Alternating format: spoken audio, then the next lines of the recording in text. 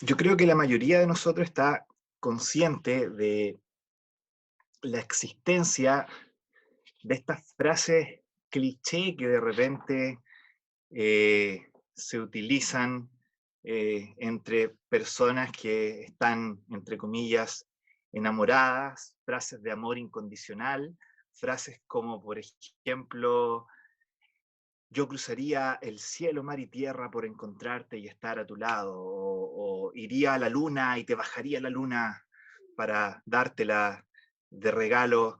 Y por lo general, el mismo que prometió ir a la luna y traérsela, luego cuando está casado, es incapaz de ir a la noche a la cocina y traerle un vaso de agua.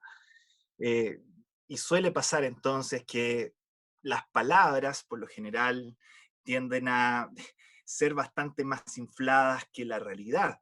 Y el punto al que quiero llegar con esto es que tenemos que concordar todos que el amor es más que palabras, es más que sentimiento, no es menos que eso, por supuesto, incluye palabras, incluye sentimientos, pero es más, es algo que se tiene que mostrar con acciones concretas, con una conducta práctica acorde a lo que se profesa.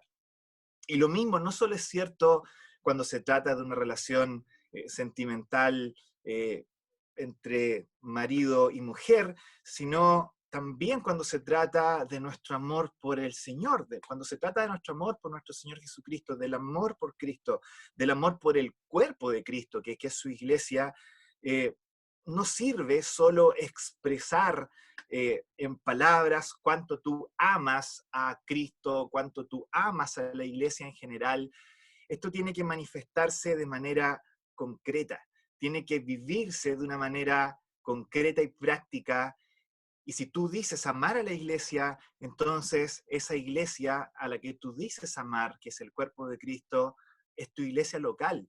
Son tus hermanos de carne y hueso que conforman la iglesia local. Esos hermanos son los que van a vivir las acciones concretas de tu supuesto amor por la iglesia que es expresado en tus palabras. Eso es lo que tenemos acá en el pasaje que vamos a ver hoy día. Vamos a leer en Romanos el capítulo 12.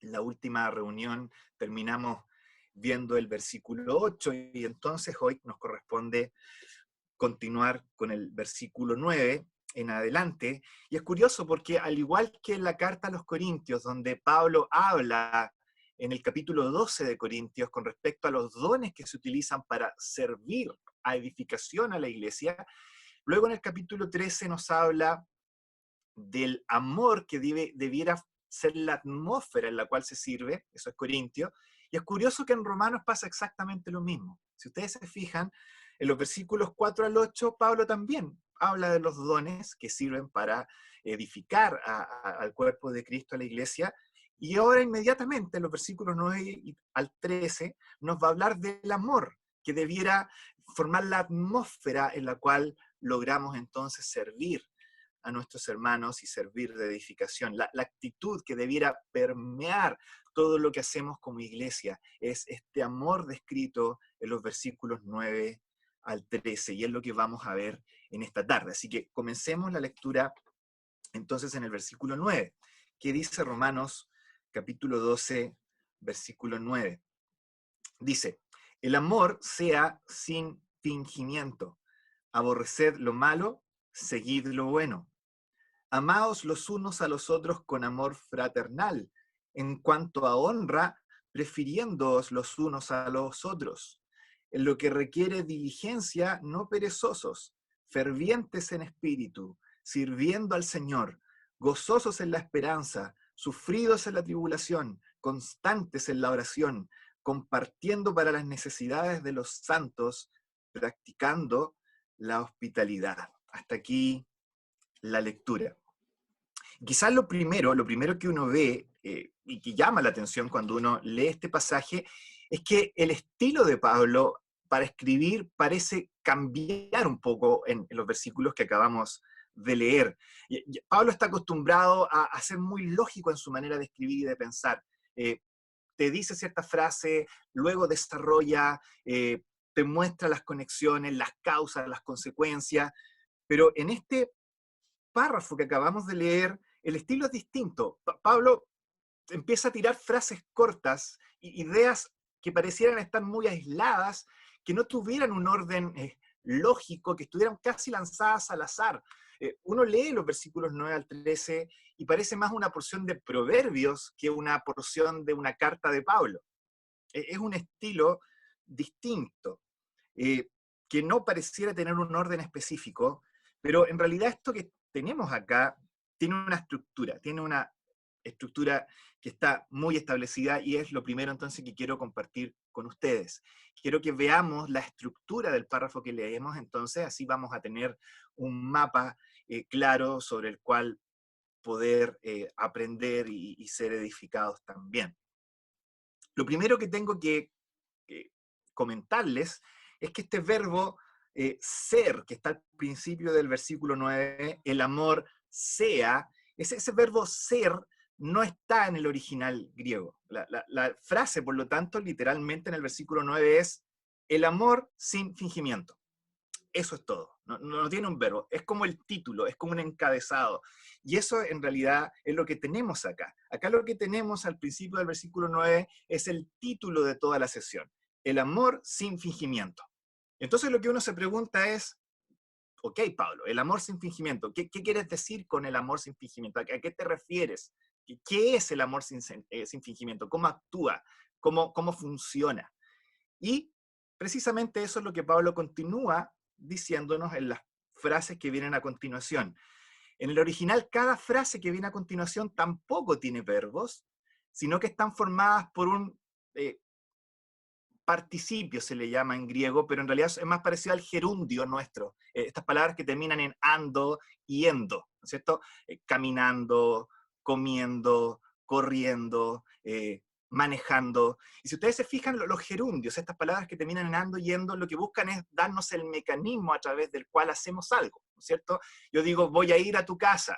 Y tú te preguntas, ¿y cómo vas a venir? Voy a ir manejando o voy a ir caminando. Entonces nos da el mecanismo, nos da la acción, nos muestra cómo funciona lo que vamos a hacer. Y eso es precisamente lo que tenemos acá. La estructura entonces es la siguiente. Pablo dice el amor sin fingimiento, ese es el título. Y entonces luego nosotros nos preguntamos, pero Pablo, ¿cómo se expresa ese amor sin fingimiento? ¿Cómo actúa? ¿Cómo funciona?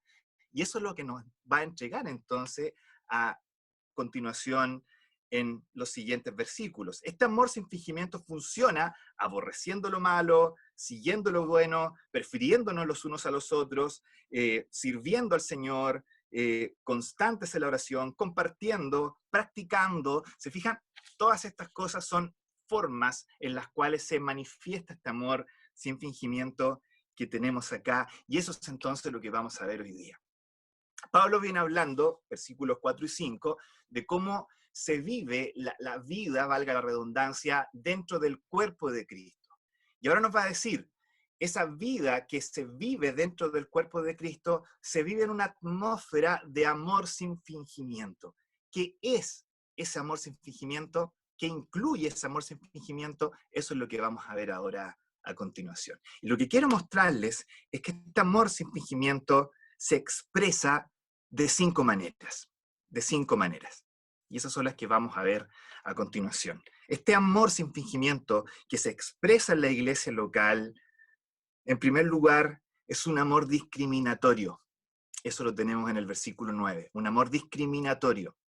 En segundo lugar, es un amor fraternal. Eso es lo que tenemos en el versículo 10.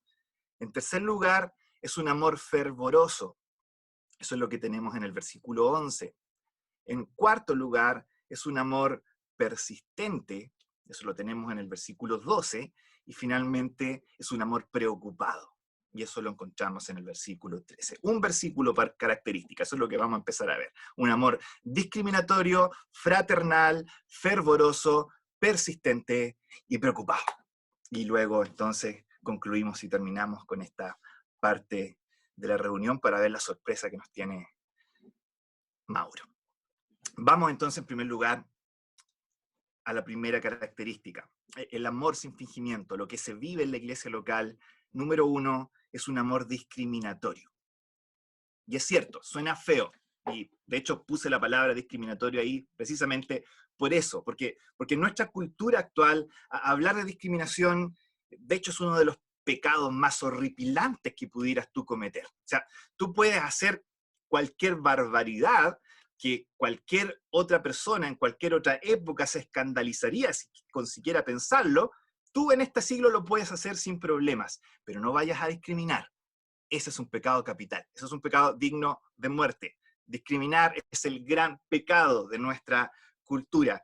Obviamente dentro del mundo cristiano y de la cultura cristiana hay una forma de discriminar que no está bien. Y Santiago capítulo 2 es muy claro en mostrarnos que el cristiano vive su fe también no discriminando de una mala manera. Pero hay una cierta manera de discriminar que es saludable, que es sana y que es parte no del odio que tú sientes a otro, sino del amor que tú sientes a otro. Y eso es lo que nos muestra Pablo acá. El apóstol nos está diciendo acá en el versículo 9 que el amor cristiano no acepta todo lo que hay en el otro sin discriminar. No es un amor que diga todo está bien contigo, me encanta como eres, con tus defectos, con tus virtudes, y te acepto tal como eres y me encanta como eres. El amor cristiano es distinto.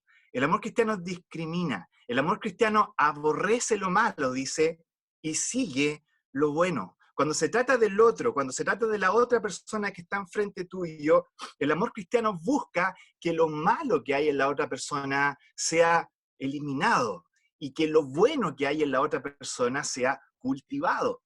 Eso es lo que nos está mostrando el pasaje en este versículo 9. En otras palabras, lo que Pablo acá nos está diciendo, chiquillos, es que el amor cristiano no es ciego. El amor no es ciego. El amor cristiano me estoy refiriendo. Es un amor que afronta los hechos.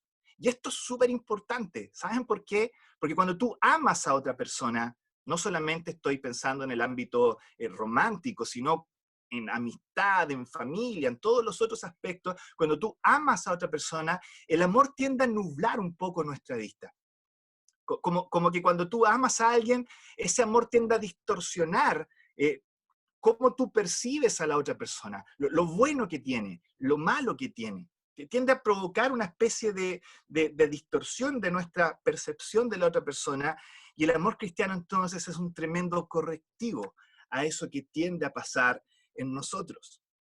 Es un amor lo suficientemente fuerte para confrontar lo malo que hay en otra persona y por lo tanto buscar el bien de esta persona, buscar que sea mejor esta otra persona. Eso es lo que nos está diciendo Pablo acá. Cuando tú vives la vida de iglesia, tu amor por el hermano que está a tu lado va a ser un amor así, un amor, entre comillas, discriminatorio.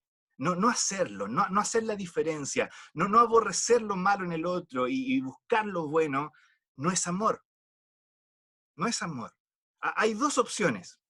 Tú puedes aceptar al otro tal como es y no buscar cambiar lo malo en él y que no te importe lo bueno simplemente porque no te preocupa, no te importa.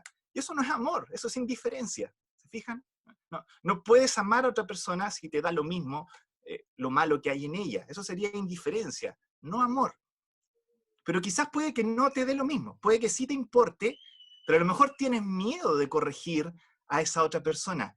Temes que la relación quizás se vaya a romper si es que tú vas y corriges a la otra persona, y eso, saben, hermanos, tampoco es amor. Cuando tú tienes miedo de corregir a la otra persona, de confrontar al ser amado, eso no es amor, eso es simplemente un deseo egoísta tuyo de ser amado. No estás amando al otro, estás amando el amor que recibes del otro. ¿Se dan cuenta? Por lo tanto, no amas al otro, solo te estás amando a ti mismo. Un amor de verdad, un amor genuino, es un amor lo suficientemente potente como para, en amor, mostrarle al otro dónde está lo malo, aborrecer lo malo en él y con cariño, por supuesto, corregir y también buscar lo bueno. Si amas de verdad, vas a confrontar, vas a discriminar lo bueno, lo malo, vas a aborrecer lo primero y vas a buscar lo segundo. Ese es un amor sin fingimiento, ¿se fijan? Es un amor que no finge que está todo bien con el otro. Es un amor que afronta la realidad y ama lo suficiente como para mostrarle esa realidad al que está enfrente. Esa es la vida cristiana, ese es el amor cristiano. Así se vive el amor cristiano, un amor discriminatorio, podríamos decir. Vamos al segundo punto, vamos al versículo 10. El amor cristiano no solamente es discriminatorio, sino que es un amor fraternal.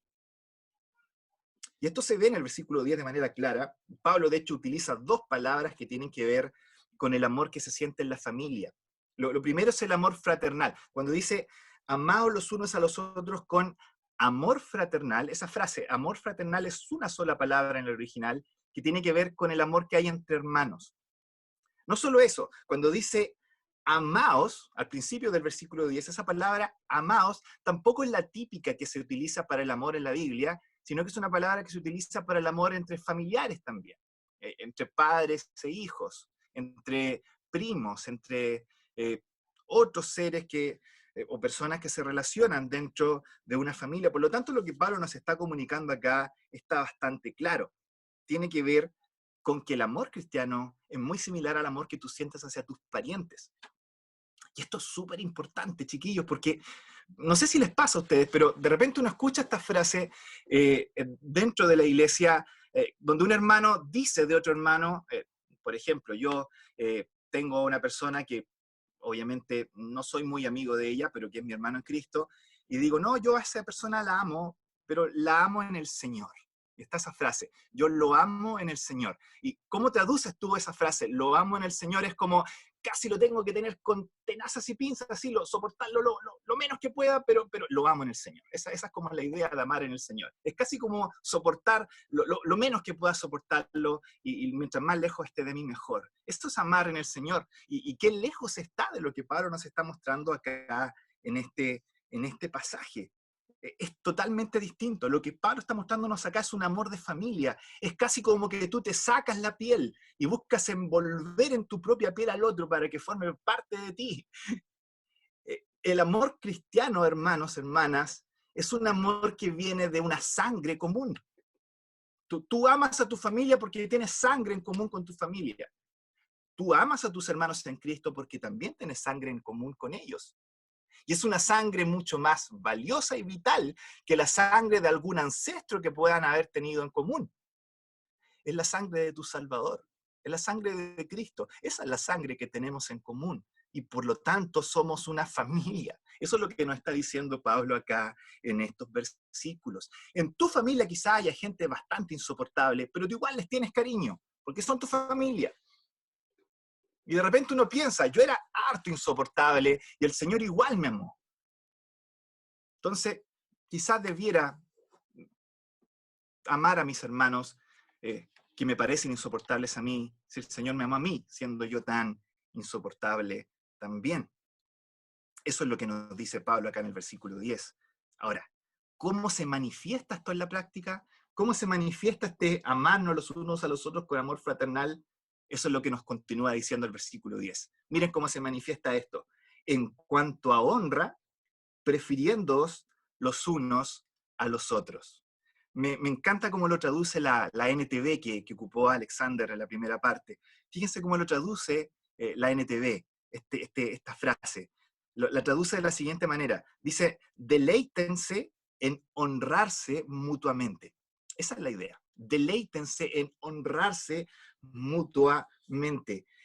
No te prefieras a ti mismo cuando se trata de honra. Prefiere al otro cuando se trata de dar honra. Esa es la idea de la segunda parte. Yo no sé si ustedes han visto de repente esta gente media fresca, que cuando tú estás en la fila esperando por comprar algo, por entrar a algún lugar, que tienden a tener esta habilidad extraña de meterse entre medio de la fila y ocupar la primera parte, y se colocan justo delante tuyo y obviamente hablando por teléfono para que así tú no les puedas decir nada, haciéndose los lesos porque así entonces van a agarrar el primer lugar. Es gente que es experta en buscar siempre el primer lugar, en buscar siempre la primera parte en la fila. Acá lo que nos está diciendo Pablo es que tú debieras empujar a otros, pero no para colocarte tú en la primera parte de la fila, sino para colocar a otros en la primera parte de la fila. Esa es la idea de la expresión acá. Es no estar atento a que otros te busquen honrar a ti por lo que tú haces, sino tú estar atento a maneras en las cuales puedes honrar a otros, a tus hermanos. De eso se trata el amor que se nos está expresando acá. La esencia del amor cristiano, chiquillos, no es construir mi propia imagen, sino buscar edificar la imagen de Cristo en mis hermanos. De eso se trata el amor cristiano. Es esa especie de amor y de satisfacción, de pecho hinchado de orgullo que siente un papá o una mamá cuando ve que su hijo logra ciertas cosas, que les va bien. Se dan cuenta, no es que le esté yendo bien a ellos, le está yendo bien a otra persona, que en este caso son sus hijos. Pero ellos igual se esfuerzan y buscan que ese hijo sea honrado y se llenan de gozo cuando ese hijo le va bien. Ese es el amor de familia que se nos está expresando acá. Busca eso en tus hermanos. De eso se trata el amor sin fingimiento. Sin fingimiento. Tiene esta intimidad vulnerable, genuina, sin hipocresía que se da o debiera darse en la mayoría de las familias o el núcleo más cercano donde tú amas y buscas el bien de otro. Ese es el amor cristiano, un amor, en segundo lugar, fraternal. Vamos al tercer punto ahora. Hablamos de un amor discriminatorio, hablamos de un amor de familia, un amor fraternal, y ahora vamos al versículo 11, porque vamos a hablar de un amor fervoroso. Fervoroso. Dice, en lo que requiere diligencia, no perezosos. Quizá uno de los grandes problemas de la vida cristiana es que la vida cristiana es larga, es extensa. No es vivir por un par de horas o días intensamente sirviendo al Señor y luego esto termina. No, la vida cristiana toma tiempo. Más que una carrera de potencia, la vida cristiana es una carrera de resistencia. Es una maratón, así es como lo caracteriza, de hecho, Pablo en otros lados. Y por lo mismo, la gran tentación que hay en la vida cristiana es esta tentación a la apatía, a la indiferencia, a tender a oxidarte, a empezar a hacer las cosas más por costumbre que porque de verdad tengas el impulso a hacerlo. Esta indiferencia que muchas veces se produce a medida que pasan los años en nuestra vida cristiana. Y lo que Pablo nos está diciendo acá es, no caigas en esto. En lo que requiere diligencia, no seas perezoso.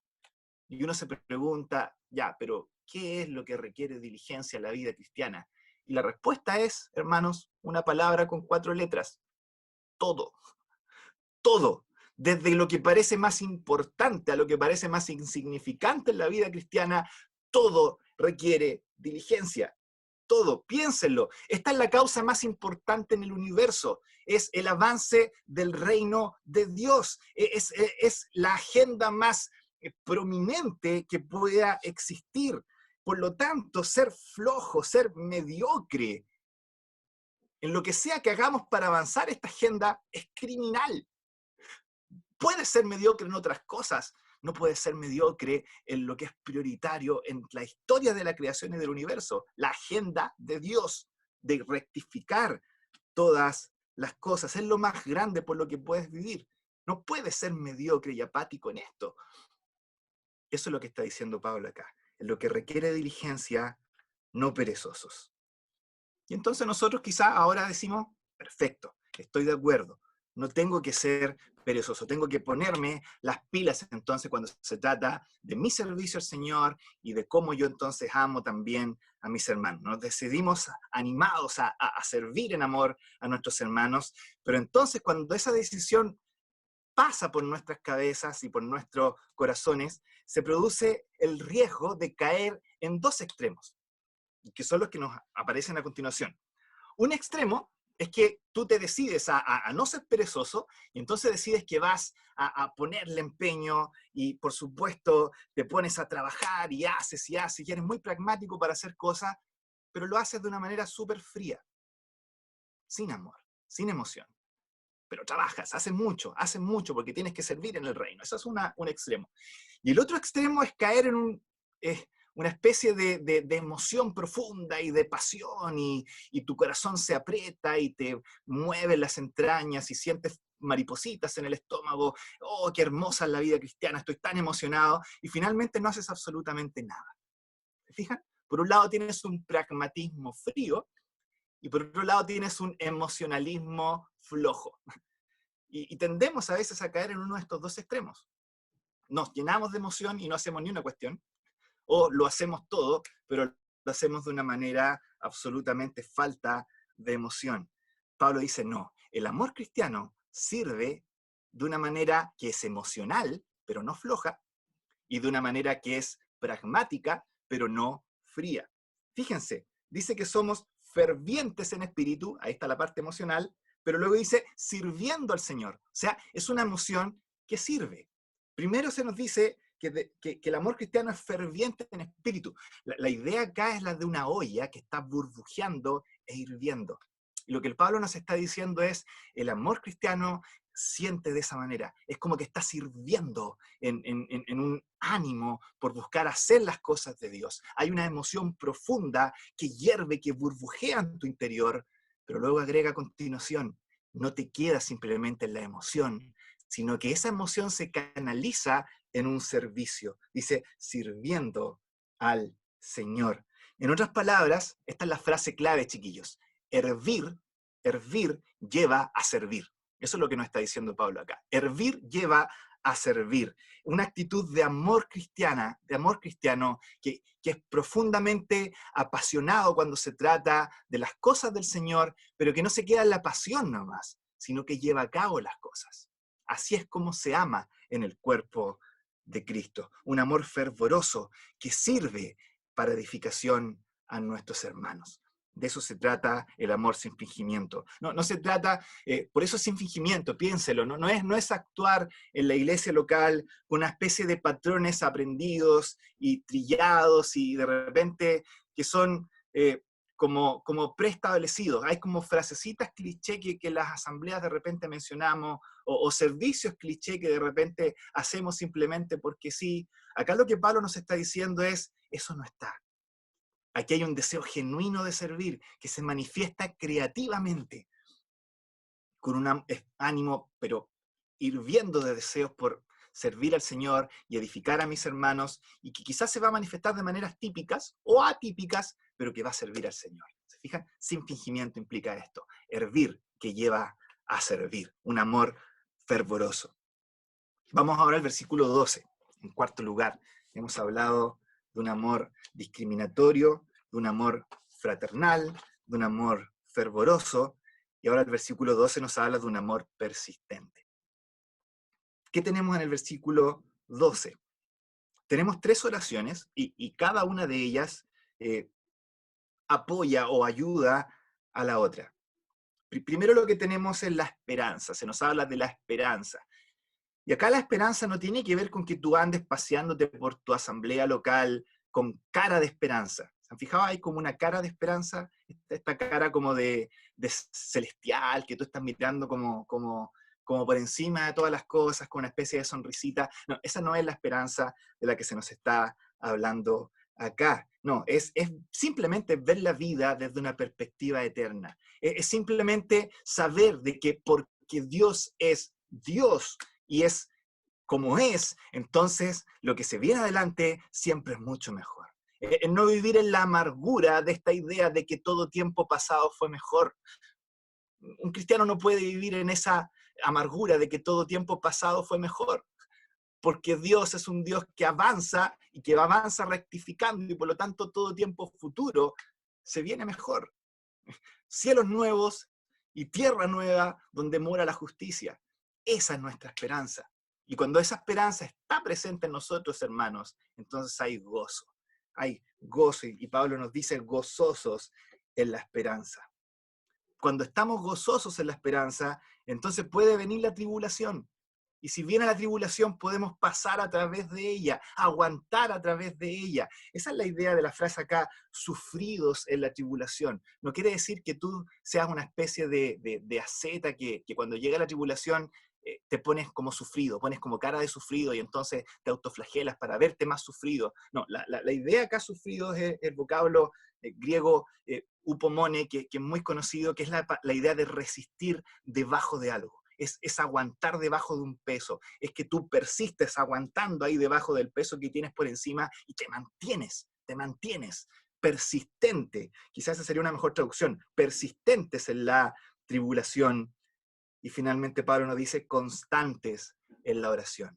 Cuando está la oración presente, entonces puedes ver la eternidad de manera más clara, tu esperanza es alimentada y el gozo que fluye de ella también. Y por otro lado, cuando hay tribulaciones, la oración entonces también nos ayuda a pasar a través de esas tribulaciones. Es lo que también mencionaba Alexandra en la primera parte, cómo la oración se hace real muchas veces en tiempos de tribulación. Perseverancia. Quizás esto se ve súper personal, no sé si se han puesto a pensar estos últimos minutos, como que no tiene mucho que ver con amor hacia otros.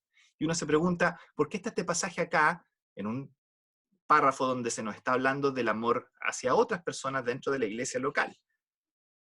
¿Cómo puede ser esto una expresión de amor en medio de la iglesia? Yo les voy a decir por qué. Porque cuando tú vives de esta manera y logras perseverar, persistir, gozoso, con la esperanza puesta adelante, pasando por situaciones de tribulación, y llegas al final de tu vida, esa vida bien vivida es el mejor legado que le puedes dejar a tu iglesia local. Una vida que no apostató de la fe, una vida que no se alejó del Señor, una vida que quizás tenía razones, años de silencio divino, donde todo se veía mal, pero persistió. Y finalmente pasó por ese valle de sombra de muerte y estuvo al otro lado, llegó al final de sus días con una vida cristiana bien vivida. Esa vida es el mejor legado que le puedes dejar a tu iglesia local. Esa vida es de inspiración para cuántos otros hermanos que están pasando a lo mejor por algo parecido o que van a pasar por algo parecido. Personas que te van a ver como un ejemplo, como una imagen de Cristo, resistiendo por esas circunstancias. Así es como amas a tu iglesia, dejando ese ejemplo, dejando ese legado. En el capítulo 16 es súper curioso, vamos a verlo en unos quizás meses más adelante. Pablo les advierte a los romanos acerca de los falsos maestros y les da ciertas razones para cuidarse de ellos. Y una de esas razones que les da para cuidarse de los falsos maestros, ¿saben cuál es? Porque vuestra obediencia es conocida en todas las iglesias. Y uno se pregunta, pero ¿qué tiene que ver que yo me cuide de falsos maestros porque mi obediencia es conocida en todas las iglesias? Aquí está la respuesta. Si esas otras iglesias me ven apostatar de la fe, voy a ser una causa de tropiezo para ellos. No me puedo dar ese lujo. En amor a mis hermanos, no puedo ser un tropiezo para ellos. Y entonces soy persistente, persistente en medio de la tribulación, constante en la oración, gozoso en la esperanza. ¿Se fijan? Un amor persistente. Vamos ahora finalmente al versículo 13. Un amor discriminatorio, un amor fraternal, un amor fervoroso, un amor persistente. Y ahora, versículo 13, un amor preocupado. Un hermano resumió el versículo 13 de la siguiente manera. Dijo, el cristianismo es una fe de manos abiertas, corazones abiertos y puertas abiertas. Así resumió el versículo 13. Y acá está quizás una de las claves de lo que es la ética cristiana del trabajo. Nosotros como seres humanos inmersos en este siglo XXI, en esta cultura occidental, tenemos cierta ética de trabajo, ¿no es cierto? Todos sabemos que robar es malo y que trabajar es bueno. Y por lo tanto vemos robar y trabajar como quizás cosas que son lo contrario. Pero fíjense de qué manera los vemos como lo contrario. Robar es tener lo que no es tuyo y trabajar es para tener lo que sí es tuyo. Entonces, en un acto de robar tú quitas algo y en el acto de trabajar tú obtienes lo que te pertenece por derecho y es tuyo y es para ti, para tu beneficio, para que tú lo puedas usar como tú quieras. La ética cristiana va más allá. La ética cristiana lo que dice es que no se trata de tener lo que es tuyo, no se trata de trabajar para tener, fíjense en esto, sino que se trata de trabajar para tener que dar. Tú no trabajas para tener todo lo que es tuyo como si fuera una especie de fondo de saco vacío. No eres un fondo de saco, eres un canal. Tú no trabajas para tener simplemente, tú trabajas para tener y así poder dar. Eso es lo que dice Pablo cuando habla acerca del que roba. Dice, el que roba no robe más, sino trabaje con sus propias manos para así poder dar al que tiene necesidad. ¿Se dan cuenta? Esa es la ética cristiana. Esto es lo que realmente es el verdadero antónimo de robar. Robar es quitarle al otro lo que no es tuyo. Pablo dice, trabajar es entregarle al otro lo que sí es tuyo. Ese es el verdadero antónimo. Y eso es lo que nos está mostrando acá en este pasaje. Como dice el versículo 13, dice que debemos compartir para las necesidades de los santos. Y tiene que ver con esto, con tomar lo que es tuyo y hacer partícipes a otro de aquello que es tuyo. Y esta palabra compartir es súper, súper importante. Tiene que ver con hacer al otro partícipe. A veces vemos esta actitud de dar, pero siempre la vemos como desligado de la persona a la que le estamos dando lo que le damos. Es casi como, aquí está mi ofrenda, ojalá tenga lo menos que ver contigo, ojalá me olvide de ti, pero aquí está la ofrenda, entonces compartí lo que es mío. Pablo acá dice, no, la verdadera, el verdadero compañerismo cristiano, la verdadera ayuda cristiana, no da simplemente así de una manera suelta y desligada. Tú te haces partícipe de la necesidad del otro, eres uno con el otro, y dentro de esa unidad, entonces tú compartes lo que es tuyo. Es por eso que compartiendo para la necesidad de los santos, luego se expresa prácticamente a través de la hospitalidad. Fijan, está unido acá, compartiendo para las necesidades de los santos, y a continuación dice, practicando la hospitalidad. ¿Por qué Pablo habla de hospitalidad acá? Esa es la pregunta. ¿Por qué no habla de ofrenda? ¿Por qué no habla de un donativo? ¿Por qué no habla de entregar, no sé, recursos o dinero? ¿Por qué habla de hospitalidad? ¿Por qué habla de abrir tu casa y meter a otros dentro de tu propia casa?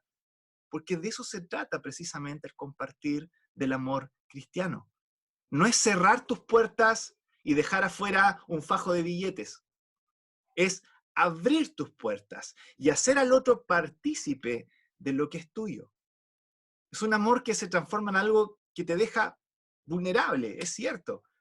Pero de eso se trata el amor cristiano. Ese es el amor de Cristo. El amor de Cristo hizo a Cristo vulnerable al punto de la cruz. Y Cristo dice, así como yo amo, ámense también ustedes. Ayúdense mutuamente. No de una manera que cierra las puertas y que simplemente deja cierta ayudita ahí afuera, sino que ábranse las puertas mutuamente y funcionen como uno, ayudándose los unos a los otros. Cuando eso pasa, entonces, ¿saben, chiquillos? Las relaciones dentro de la iglesia se empiezan a cultivar, se empiezan a hacer más cercanas. El amor empieza a contagiarse, el amor se transforma en algo contagioso. Y así como yo hago esto, otra persona también va a empezar a hacer lo mismo. Y el cuerpo entonces completo de Cristo empieza a animarse. Así se vive la vida cristiana, un amor preocupado. Esas son las 5 cosas que quería mostrarles entonces en esta tarde. En conclusión, ¿cómo se expresa el amor genuino, el amor sin fingimiento, el amor cristiano dentro de la iglesia local? De eso se trató esta reunión. ¿Cómo se expresa? De estas 5 maneras. Y para concluir, quiero comentarles lo último, y es lo siguiente. Todo lo que les acabo de decir hoy día, todas estas maneras prácticas de amar, no son cosas que vamos a tener que fabricar en nuestro propio ser desde el vacío o de la nada. No es que simplemente desde la nada hoy día yo me voy a decidir a esforzarme por vivir este tipo de amor. Así no es como funciona. Recuerden que este pasaje está dentro de una carta que ya nos ha hablado de otras cosas antes. Por lo tanto, todo esto no se fabrica desde el esfuerzo personal, desde el vacío. Tiene raíces profundas en otra cosa. ¿Saben en qué? En el Evangelio que Pablo ha desarrollado en los capítulos 1 al 11. Este tipo de amor tiene profundas raíces en ese evangelio. Piénsenlo de la siguiente manera. En el evangelio, hermano, tú eres confrontado de una manera, pero directa, por un Dios que ve el pecado en tu vida y no lo va a dejar exactamente tal como está. Es un amor que discrimina. Eres confrontado en tu pecado. En la cruz de Cristo es la tremenda confrontación que hay al pecado nuestro. Y entonces cuando nosotros hemos vivido eso, podemos también ser lo suficientemente humildes y no condenatorios para también ir a otros en amor y buscar lo mejor para ellos. Amor discriminatorio. No solo eso, en el Evangelio somos aceptados dentro de la familia de Dios. Dios nos acepta como sus hijos y por lo tanto nosotros podemos ahora aceptarnos como hermanos. Un amor familiar. En tercer lugar, en el Evangelio, Cristo nos amó con un fervor infinito. Y díganme que no es fervor haber sudado como gotas de sangre, haber derramado literalmente sangre hasta que solamente saliera agua de un corazón. Díganme que eso no es fervor al momento de amar. Si Cristo amó así a los que no se avergüenza de llamar hermanos, nosotros también podemos amar con fervor y servir al Señor. Un amor fervoroso.